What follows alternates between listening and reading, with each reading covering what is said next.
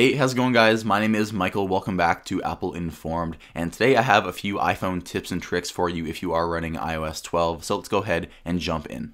Number one is the ability to add an eSIM to your iPhone and have a secondary data plan without going to an actual carrier. So you can do this through the App Store. So I have an app here on my iPhone called GigSky. They did not sponsor this video. I just found a random app on the App Store that lets you purchase a data plan. And pretty much, as you can see when you open this application, you can choose from a few different data plans. You choose your country, you have like $10, $15, $20 for different amounts of data, which is really cool. So I find this useful. If your carrier has very high fees for roaming, you can get this application if you have an iPhone that supports eSIM, and you can buy data for the country that you will be in, and this will be relatively cheaper than going with your carrier for data roaming. Next up is the ability to change your 3D touch sensitivity if your iPhone supports 3D touch. So this tip is going to be probably obsolete here in about 2 years because we're hearing reports that next iPhone generations won't have 3D touch. But nevertheless, if your phone does have 3D touch,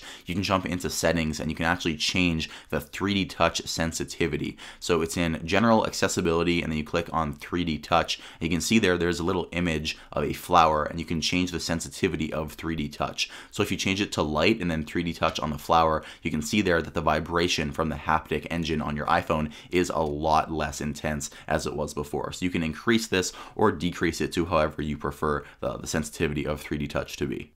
Number three is by far my favorite tip on this list. I've been using it pretty much every day for the last week since I found out about this, and as I was planning this video, I've just been so excited to tell you guys about this tip. But pretty much whenever you take a screenshot, you know how you can either swipe it away to the left or tap on it to get sharing options? Well, that is actually not the only way you can interact with this screenshot once it minimizes and puts itself on the bottom left of your screen. Actually, if you tap and hold on that little thumbnail, you'll get a share sheet right away. You can share it to Twitter, you can message it to someone, you can put it on Instagram, whatever you want right here as soon as you tap and hold on it. So you don't have to tap on it and then tap the share sheet, wait for it to come up, and then choose your sharing options. All you have to do is tap and hold on the thumbnail on the bottom left corner of your iPhone once you take the screenshot. This is by far my favorite tip. It's very cool. So the next two tips we have are in the Safari app for your iPhone. The first one is the ability to close all your open tabs. So pretty much all you have to do is tap and hold on the tabs button. You'll see a bit of red text pop up. Simply tap that and it will close all your tabs that are running in Safari. I only wish Apple implements this for all your running background apps. I wish there was a close all apps button in your multitasking, but I guess we'll have to wait for that. They only have it in Safari. The second tip for Safari is the ability to add a bookmark simply by pressing and holding the bookmark icon. So before I actually learned this tip to make this video for you guys, I thought the way you had to add a bookmark is tap the share sheet and find the add bookmark button and then click that. But instead, all you have to do is tap and hold the bookmark icon and it will add a bookmark right there to your favorites. This is a very useful Safari tip, and as you use Safari more and more as the years go on, you will discover that there are a lot of hidden menus by simply pressing and holding a different button. So you're discovering a whole bunch of functionality everywhere in Safari hidden with a press and hold.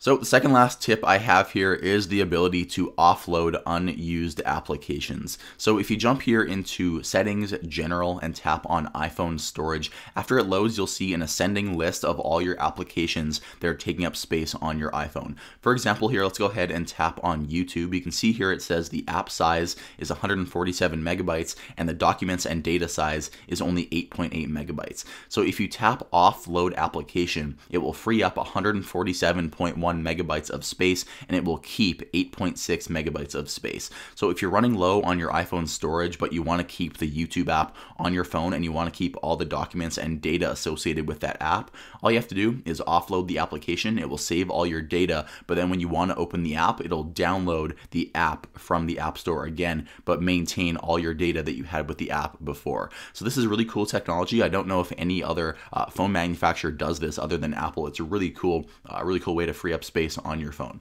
The last tip I have for you is the option to tweak some sounds that come out of your iPhone. So what do I mean by this? Well, if you jump into settings and sounds and haptics and scroll all the way down, you can see here we have the option to turn off keyboard clicks and lock sound. So why is this useful? Well, out of the box, the iPhone is tuned so whenever your iPhone is set to vibrate, it won't make any sounds, but whenever your phone is on ring, it will play text tones, ringtones, it will make a sound whenever you lock your phone. It'll make a keyboard click sound whenever you type on the keyboard. And to me, those little UI sounds are sometimes annoying, but I also want to have my phone on ring so I can hear a phone call or a text message. So all I do is I turn off keyboard clicks and lock sound, and I'm able to keep my phone set to ring without hearing those UI sounds that some people might not like. So that was the last one. It is a very useful tip if you don't like hearing the lock sound or the keyboard click of your iPhone.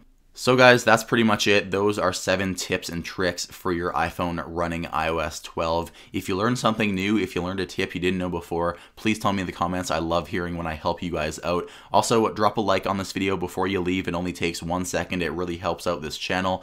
Other than that, guys, thank you so much for watching. My name is Michael with Apple Informed, and I'll see you in the next video.